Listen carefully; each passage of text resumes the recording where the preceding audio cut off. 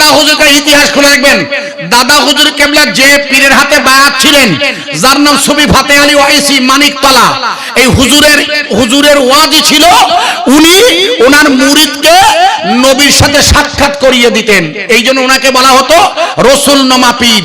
পীরের কাজ হলো তার মুরিদের কলবে ঈমান এনে দেওয়া আর মুরিদের সাথে রসুলের সাক্ষাৎ করানো। কথা বোঝা যাচ্ছে কি? পীরের কটা কাজ?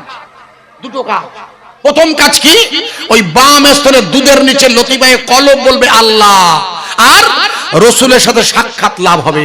করে দেবে কে? পীর সাহেব। পীর সাহেব পরিচয় করিয়ে দেবে নবীর সাথে রুহানি হালাতে। হ্যাঁ, ও আল্লাহ জানেন না? দাদা হুজুর ওইটা না হলে সুফি ফাতে আলী ওয়াইসির কাছে বায়াত হতো না। বসিরহাটের আল্লামা রুহুল আমিন শাহ প্রথমেই বায়াত হয়েছিল কার কাছে জানেন না? উনি বায়াত, ওরা তিনজন পীর ছিল। প্রথম পীরকে সুফি ফাতে আলী ওয়াইসির প্রথম খলিফা, কি নাম? ওই জানার রওজা আছে ফুরফুরা শরীফে, 2.5 বছর ওনার কাছে বায়াত ছিলেন, জানেন না? 2.5 বছর বসিরহাটের আল্লামা। আল্লাহু আকবার, আল্লাহু আকবার।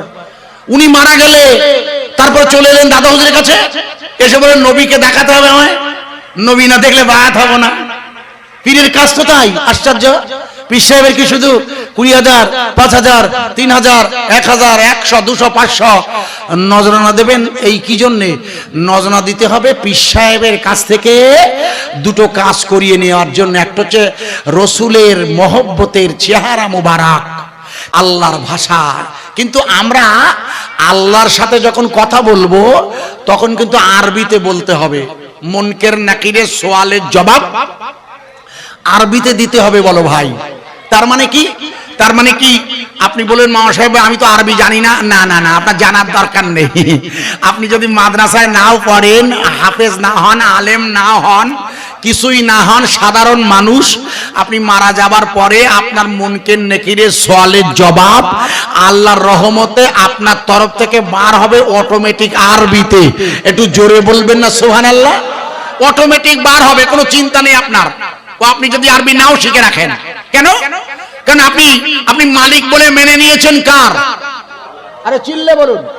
এই আল্লাহকে মালিক বলে মেনে নেবার নাম হচ্ছে লা ইলাহা ইল্লাল্লাহ। নেই কোনো মাওলা, আছে শুধু, আরে জোরে বলুন, আরো জোরে।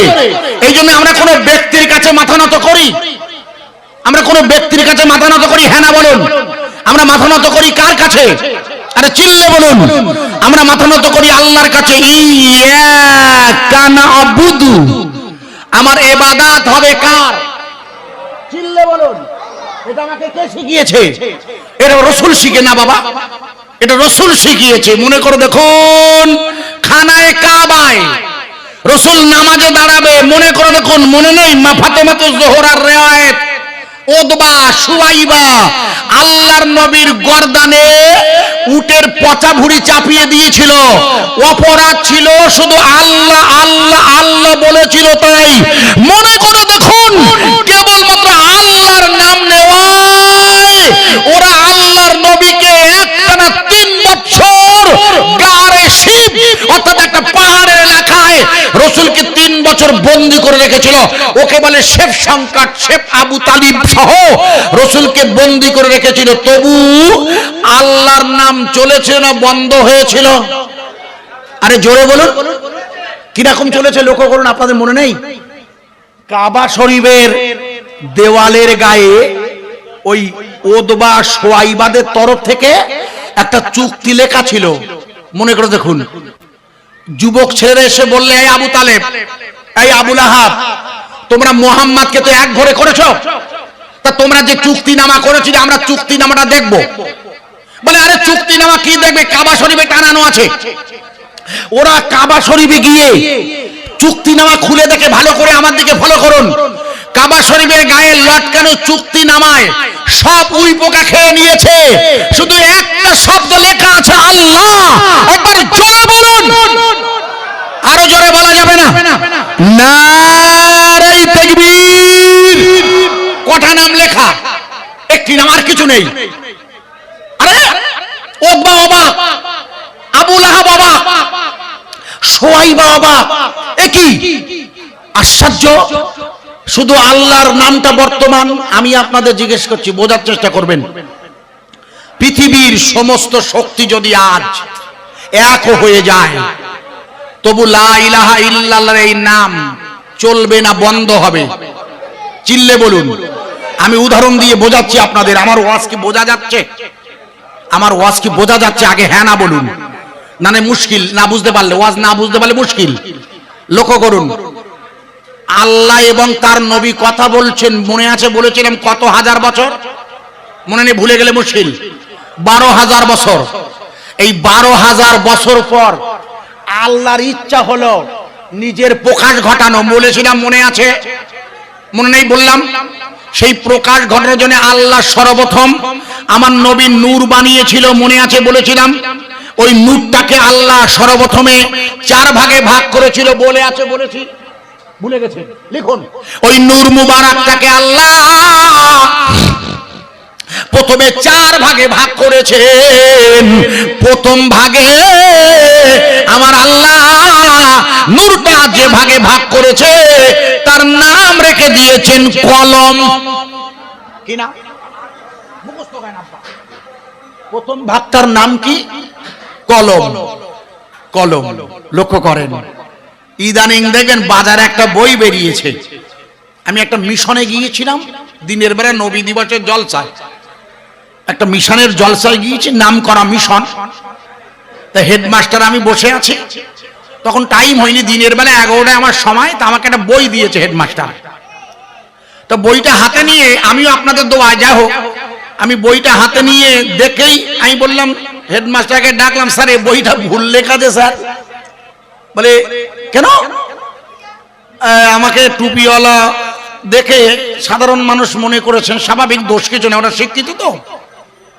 বলছি কোথায় ভুল লেখা? আলা এই বইটার প্রথমেই ভুল লেখা।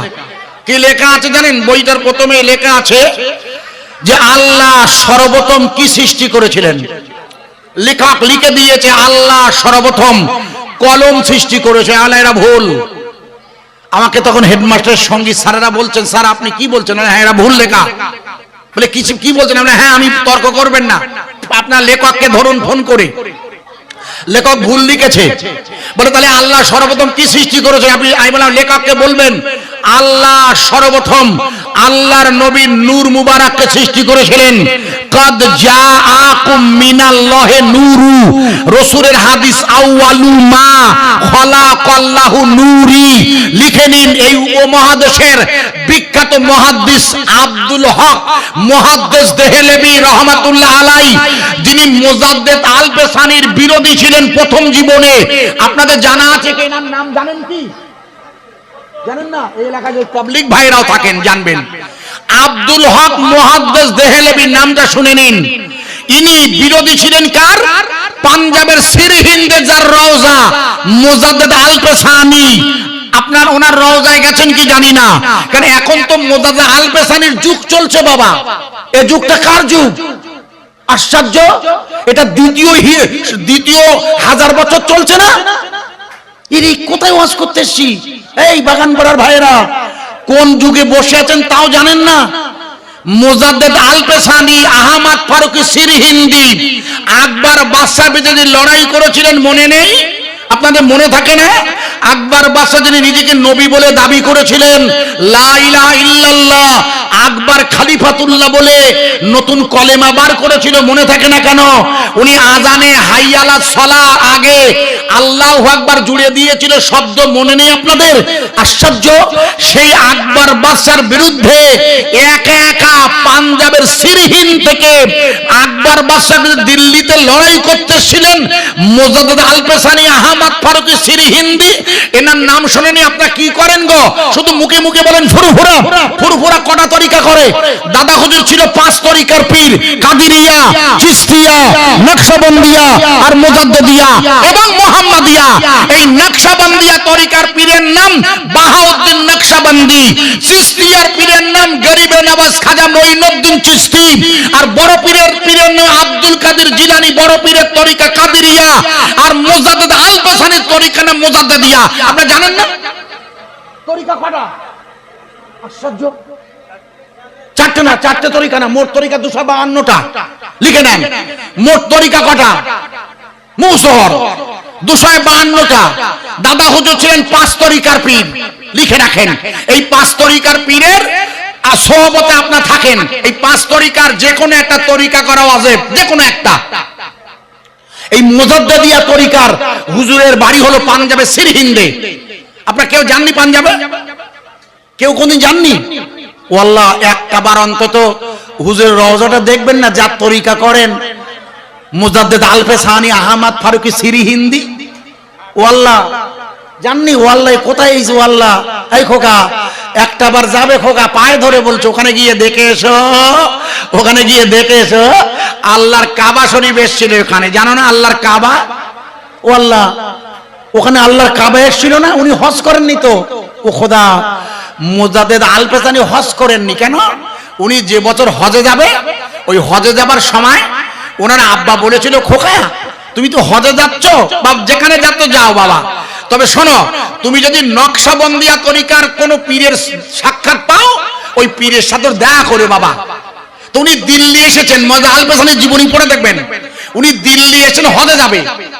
ওনার এক বন্ধু উনি বললেন, এই আহমদ তুমি তো হজে যাবে, তো হজে গিয়ে কি করবে? বলে কেন? রাসূলের সাথে দেখা করব, আল্লাহর কাবায় যাব। বলে দাঁড়াও, এখানে একজন পীর সাহেব এসেছে ওই ওই বুখারা থেকে, একটু যাবে দেখতে। বলে কি নাম? বলে নাম বলছি পরে, আগে শোনো উনি তো নকশবন্দিয়া তরিকার পীর। বলছেন নকশবন্দিয়া? আমার আব্বা বলেছিল যে। তাহলে নকশবন্দিয়া তরিকার পীর ওর নাম কি গো? বলে নাম হচ্ছে খাজা বাকি বিল্লাহ। নাম শুনেছেন? হ্যাঁ না বলেন। এটাও শোনেননি? দেন কি নিজের জানাজা নিজে পড়েছিলেন বলে ইতিহাসে লেখা আছে না? খাজা বাকি বিল্লাহ ওনার রওজা কোথায়? দিল্লিতে না? ওই দিল্লি স্টেশন আছে না, ওখান থেকে রেল লাইন ধরে হেঁটে গিয়ে দেখতে পাবে ওই শুয়ে আছে হুজুর। আল্লাহ, খাজা বাকি বিল্লাহ ওনার বাড়ি হচ্ছে বুখারায়, ওই উড়ি যেখানে যুদ্ধ হচ্ছে রাশিয়া, ওইখানে ওনার বাড়ি। ওনার পীর সাহেব বলেছিল, বাবা তুমি ভারতবর্ষে যাও, ওখানে একজন তোতা আছে, তোতা, সেই তোতাকে তুমি বায়াত করবে। সেই তোতার নাম কিতাবে লেখা আছে আহমদ ফারুকি সিরহিন্দি, মুজাদ্দিদ আলফেসানি ওনার নাম।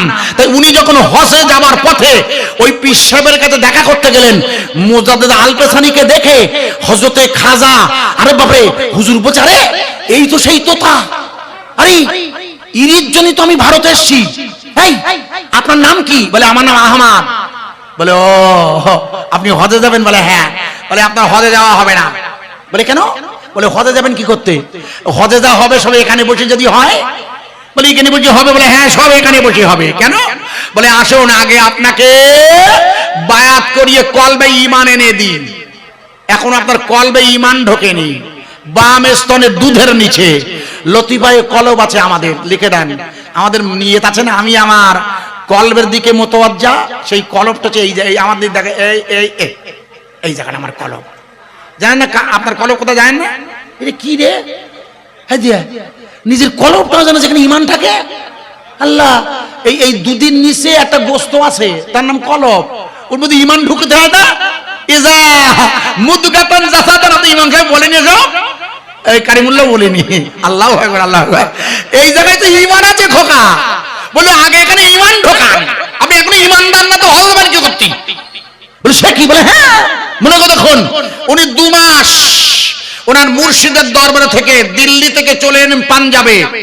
পাঞ্জাবে এলেন সেদিন রাতের বেলা, ইতিহাস খুলে দেখবেন পাঞ্জাবের জমিনে মুজাদ্দিদ আলফেসানি একটানা 7 মিনিট ধরে আল্লাহর কাবা দেখেছিল। একটু জোরে বলা যাবে না? কাবা কাবা কাবা কাবা কাবা আছে মক্কায়, আর কাবা খানি কাবা হলো দয়ার নবীর ওসিলায়। আল্লাহর নবীর জন্য কাবা হলো, আর সেই কাবা এলো ভারতবর্ষের পাঞ্জাবের সিরহিন্দে। একবার জোরে বলা যাবে না সুবহানাল্লাহ? দাদা হুজুর, মেজু হুজুর বহুবার দাদা হুজুরের সঙ্গে এই পাঞ্জাবের সিরহিন্দ হুজুরের রওজা জিয়ারাতে গেছে, কিতাবে লেখা। কেন এখন ওনার জমানা চলছে না, ইমাম মেহেদী আলাইহিস সালাম আসবে, ওনার তরিকা করবে বাবা। ইমাম মেহেদী এলেই কিয়ামতের আলামত শুরু হয়ে যাবে না। দেখো দিন ইমাম মেহেদী আসবে, ঈসা রুহুল্লাহ আসবে, আল্লাহ এ জানেন না। আর ইমাম মেহেদী এই মুজাদ্দিদিয়া তরিকা করবে যে খোকা, কিতাবে লেখা আছে বাপ, যাক আপনারা জানেন না, আপনাদের মাথায় ঢুকছে না, আমি সহজ করছি যে জায়গায় রাখছিলাম। তাহলে আল্লাহর কাবা শরীফ উনি দেখছেন পাঞ্জাবের জমিনে দাঁড়িয়ে, লক্ষ্য করুন আমি যেটা আপনাকে রাখছিলাম ভাই, আল্লাহ পাকের এই কাবা তৈরি হয়েছে যাকে কেন্দ্র করে, তিনি হচ্ছে আমার রাসূলুল্লাহ। আপনারা রাসূলুল্লাহকে দেখেননি, দেখেছেন কি? অথচ আপনি বলুন মুরব্বী, আপনি কি জানেন আল্লাহর নবীকে না দেখলেই প্রথমেই ধরা খেয়ে যাবেন মরার সময়? আল্লাহ রাসূলের সাথে সাক্ষাৎ না হওয়া পর্যন্ত দুনিয়ায় যদি আপনার মরণ হয়। এই জন্য দাদা হুজুরের ইতিহাস খুলে দেখবেন, দাদা হুজুর কেবলা যে পীরের হাতে বায়াত ছিলেন, যার নাম সুফি ফাতে আলী ওয়াইসি মানিকতলা, এই হুজুরের ওয়াজি ছিল, উনি ওনার মুরিদকে নবীর সাথে সাক্ষাৎ করিয়ে দিতেন। এই জন্য ওনাকে বলা হতো রসুলনুমা পীর। পীরের কাজ হলো তার মুরিদের কলবে ঈমান এনে দেওয়া আর মুরিদের সাথে রসুলের সাক্ষাৎ করানো। কথা বোঝা যাচ্ছে কি? পীরের কটা কাজ? দুটো কাজ। প্রথম কাজ কি? ওই বাম স্তরে দুধের নিচে লতিফায়ে কলব বলবে আল্লাহ, আর রসুলের সাথে সাক্ষাৎ লাভ হবে। করে দেবে কে? পীর সাহেব। পীর সাহেব পরিচয় করিয়ে দেবে নবীর সাথে রুহানি হালাতে। হ্যাঁ, ও আল্লাহ জানেন না, দাদা হুজুর ওইটা না হলে সুফি ফাতে আলী ওয়াইসির কাছে বায়াত হতো না। বসিরহাটের আল্লামা রুহুল আমিন শাহ প্রথমেই বায়াত হয়েছিল কার কাছে জানেন না? উনি বায়াত, ওরা তিনজন পীর ছিল। প্রথম পীরকে সুফি ফাতে আলী ওয়াইসির প্রথম খলিফা, কি নাম?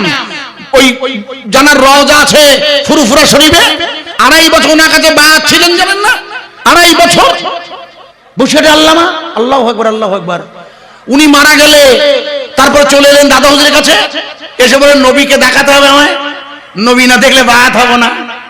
পীরের কাজ তো তাই। আশ্চর্য, পীর সাহেবের কি শুধু 20,000, 5,000, 3,000, 1,000, 100, 200, 500 নজরানা দেবেন? এই কি জন্যে নজরানা দিতে হবে? পীর সাহেবের কাছ থেকে দুটো কাজ করিয়ে নেওয়ার জন্য। একটা হচ্ছে রসুলের মহব্বতের চেহারা মুবারক। তাই আমি আপনাদের কাছে বায়ান রাখছি বোঝানোর জন্য, ভালো করে বুঝবেন। দাদা হুজুর কেবলা তার মুরিদকে দেখাতেন, সুফি ফাতে আলী ওয়াইসি সাহেব দেখিয়েছেন। আর কিয়ামত পর্যন্ত আল্লাহর ওলিদের কাজ হবে এটা।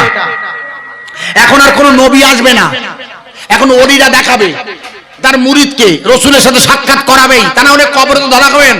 এই কবরের প্রথম প্রশ্ন কি? মান রাব্বুকা। দ্বিতীয় প্রশ্ন কি? মান নবিউকা। এই যখন নবিউকা প্রশ্ন করা হবে তখন ছবি ধরা হবে, ছবি বলা হবে মান হাজা রাজুলুন, এই ব্যক্তিটাকে। ওখানে আল্লাহর নবীর ছবি ধরা হবে। অথচ আপনি কেউ কি আল্লাহর নবীর ছবি দেখেছেন? আল্লাহর নবীর কি কোনো ছবি আছে? নেই। আল্লাহ ছবি আছে? ছবি নেই বলেই তো রসুলের মহব্বত এত বাড়তে হয়। পৃথিবীতে যদি রসুলের ছবি থাকতো তাহলে শিরক শুরু হয়ে যেত। রসুলের ছবিতে সেজদা দিত। রসুলের কোনো ছবি নেই পৃথিবীতে, দাদা হুজুরের কোনো ছবি নেই, কারণ ছবিতেই শিরক তৈরি হয়। এই যে ইউটিউবার ছেলেগুলো এই যে আমাদের ছবি তুলছে, আগামী দিন যখন আমরা মারা যাব, আমাদের ছবিতে ভক্তি করতে গিয়ে হয়তো ফুলের মালা দিয়ে বসে থাকলো। আমার কথা বোঝা যাচ্ছে কি? এই জন্য শরীয়তে ছবি তোলা হারাম। শরীয়ত ছবি তোলা হারাম করে দিয়েছে, ভালো করে বুঝবেন, ভুল বুঝবেন না। রসুলের কোনো ছবি ছিল না, আল্লাহর নবীর ছবি নেই। অথচ কবরে আল্লাহর নবীর চেহারা ধরা হবে। আব্বা ধরে জিজ্ঞেস করে মান হাজার রাজুলুন, এই ব্যক্তিকে। আপনাদের কাছে জিজ্ঞেস করছি, আপনার যে বয়স হয়েছে রসুলকে এখনো কেউ দেখেছেন? দেখেননি, কিন্তু দেখার লাইনটা আমি বলে দিয়ে যাচ্ছি। আমি বলছি দেখা যাবে ইনশাল্লাহ। আমি যেহেতু ওই লাইনের লোক, তাই আপনাকে লাইনটা দেখিয়ে দিয়ে যাচ্ছি। আমি যেহেতু পীর মুরিদির লাইনে থাকি, দাদা হুজুর কেবলা তথা তরিকার পীরের সোহবতে থাকি, তাই আপনাকেও, যেহেতু আপনিও পীরের সোহবতে থাকেন, তাই আপনাকে একটু পীরের কাছ থেকে করে নিতে হবে। কি করতে হবে লক্ষ্য করে বোঝার চেষ্টা করুন। আপনাকে আমি বোঝাচ্ছিলাম, আপনাদের মাথায় নেই, ভুলে গেছেন আপনারা। আবার ফিরে আসছি।